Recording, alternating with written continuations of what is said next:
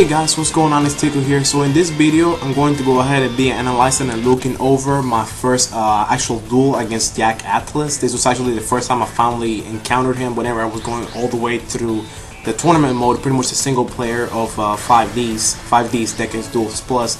And finally, I think at about the 10th time I went through the tournament, for some reason it took me that long to go through the tournament that many times for Jack Atlas to appear. So this is the duel against Jack Atlas. Of course, it's gotta be 2 out of 3 wins. So let's go ahead and watch this and see exactly how things went here. So Jack Atlas pretty much uses a powered up dragon deck using his Red Eyes Black Metal Dragon. That's a really nice card that really makes the deck really powerful, bringing out a lot of brick creatures constantly. So you constantly gotta be taking down whatever he brings out at you, otherwise pretty much gonna be going down pretty quick. So here I go ahead and summon Breaker, and I set a Sakuretsu Armor. He sets 2 cards. I think I'll probably go ahead and try to use Poke It, probably with the Breaker. I'll probably first use the effect and see what I hit. What do I hit? I think I hit Silent Judgment. That's pretty good. So now that he has that, I guess I can summon this. Yeah, I would summon that because I want to activate the effect of the other one that's in my hand. I go ahead and summon it. This is actually kind of weird because I'm actually wondering why I would summon it so quick. You know, normally I think, you know, just from looking at this, the way this duel is being played, normally I would first try to poke it with the Breaker, the Magical Water, attack the face down, then attack the life points directly, hopefully. And if that doesn't work out, then I will go ahead and in the main phase 2, I would summon the Dark Strike Fighter. But apparently this worked out well. I decided not to do the effect, of course. This is one reason, like one reason why I was saying that was for what do you call it? For making sure I hit the life points directly. But whenever you bring out the Dark Strike Fighter right away, as soon as you summon the 2 creatures, you also run into the risk of actually running into a bottomless trap hole. In that case, either choice I would have made would have been useless because he had a Mirror Force, so it would have mattered. So my life points just drop by 500 and he hits me directly. But I think at this point I will be able to bring out my Dark Arm Dragon. I got 3 darks in my graveyard already because I got the Blackwing, the Breaker, and the Dark Strike Fighter.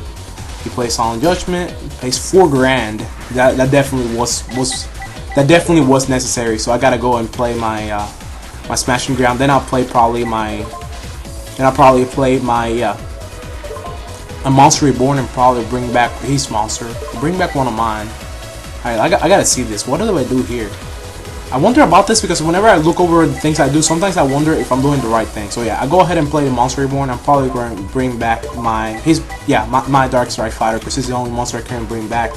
I cannot bring back my Dark Arm Dragon because it wasn't the summon was negated, so it wasn't successfully summoned the first time.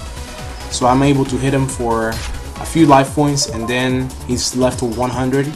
And I can use a Dark Strike Fighter effect, main phase 2. Yep, main phase 2 Dark Strike Fighter, sacrifice one of my monsters, and inflict the last points of damage that it needs for the win.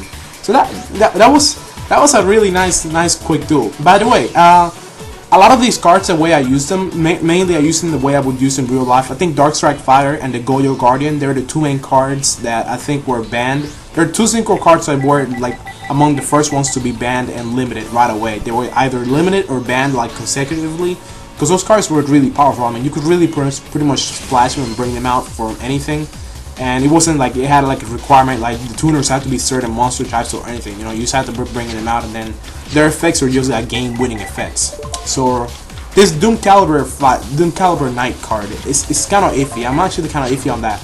I only use it whenever I'm sure I'm not going to be using any effects. Usually I bring it out turn 1 along with maybe a monster that has a passive effect, an effect that does not activate, you know, an effect that always remains constant. So in phase I played my Mythical Space Typhoon because the Doom Caliber Knight does activate against any effects including your own. So for example, if you want to bring out your Gores from your hand and you got your own Doom Caliber Knight out on the field, the Doom Caliber Knight, your own Doom Caliber Knight is gonna sacrifice itself and kill your Gores. So you're gonna lose 2 cards like right away, you know. So in this example, this is what I'm saying. The Doom Caliber Knight attacks the White Stone of Legend, and its effect automatically activates, and he sacrifices himself to negate it. And it's not an optional effect; it's mandatory. So that's why I always attack with it first, in case that any effect activates. I would have already attacked with it, and I'm not gonna lose anything. Because if I would have attacked with a Mechanical Chaser first, then the effect would have activated the one stone ledge, and then I wouldn't have been able to attack directly with the Doom Caliber Knight because he would have been sacrificed instantly. So you gotta keep that in mind when using that card.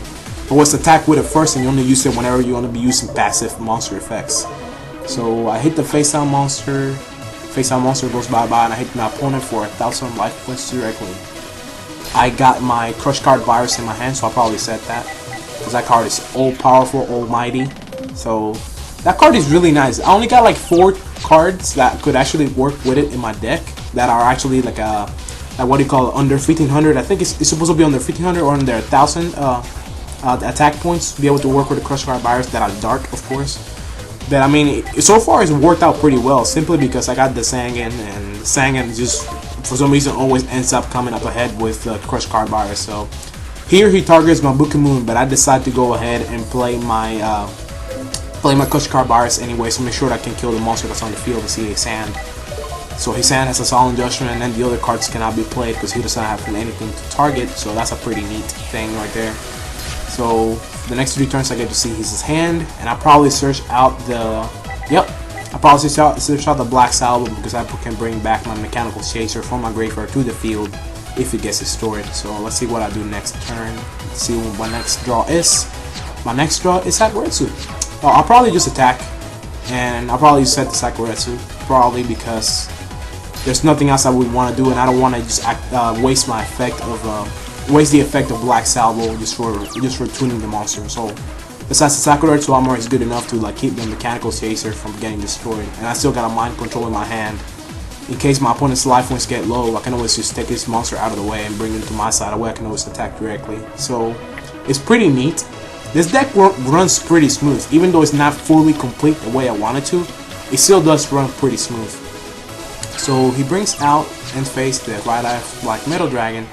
Yep, so now I probably sacrifice. Yep, sacrifice. And Red Eyes Black Metal Dragon is dark, so he loses 1,000 life points once it gets removed by Caius. And I guess his life points would be at 2,300 after this. He didn't set the Solemn Judgment, otherwise he should have used it right there and attack for the win. Because I guess that's pretty much like the video doesn't have any more time left.